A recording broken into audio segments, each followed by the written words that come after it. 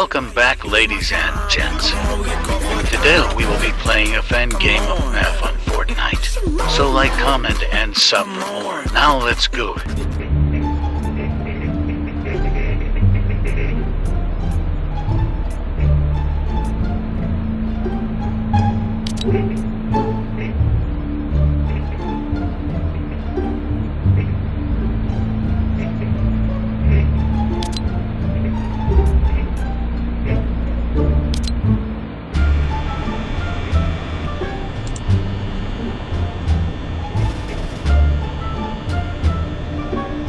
I came for ye booty.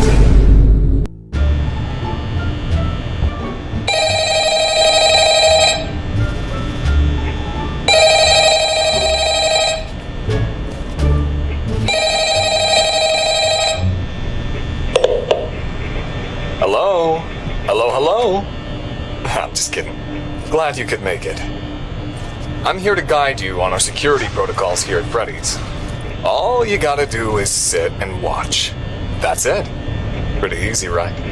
Well, this office is full of surprises. In the very unlikely chance it appears that any one of your doors shut it immediately. The lights can help you see if there's anything out there.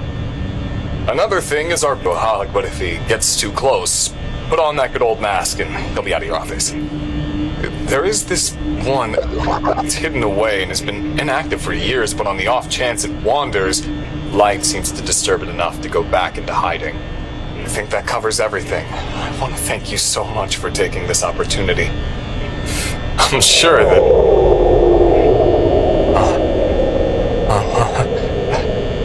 That's funny. I thought I had more time.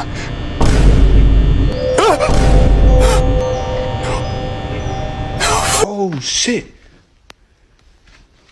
A nigga just broke the lights. Oh!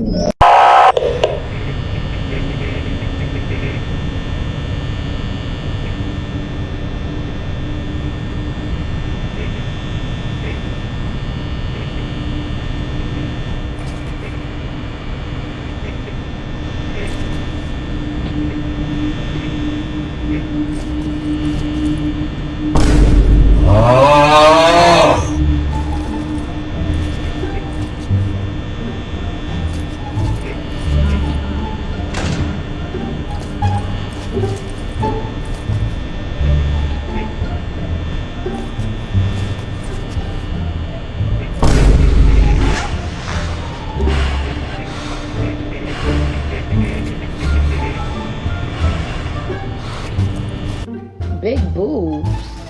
What? Child. Anyways.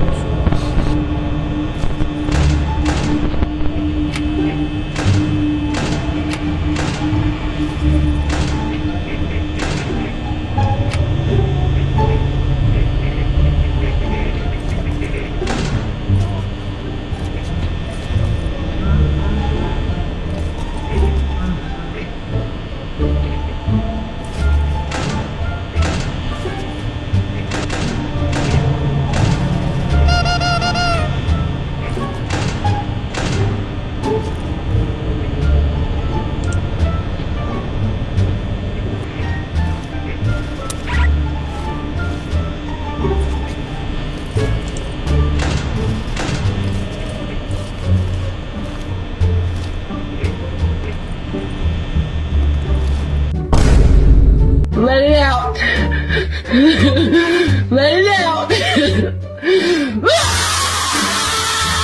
that at the same time it's risky. Having dreams that they coming to get me. Walking that bitch get critical. Dance moves hitting so hard she crucial.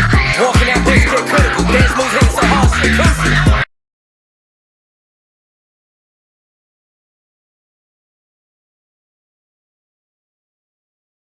My friend, you have met a terrible, terrible demise. But, I don't feel too bad about it.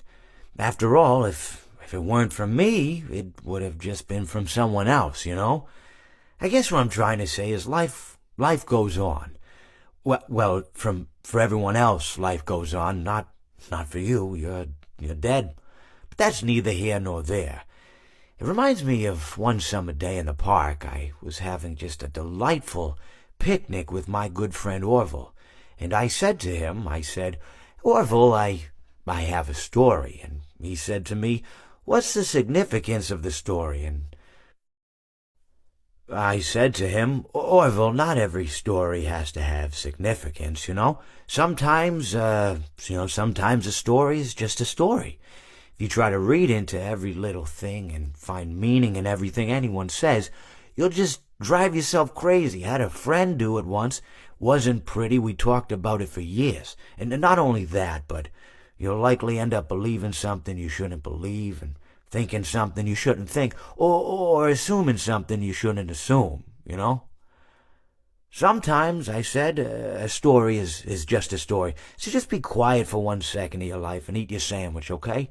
Of course, it was only then I realized I'd made sandwiches, and poor Orville was having such difficulty eating it.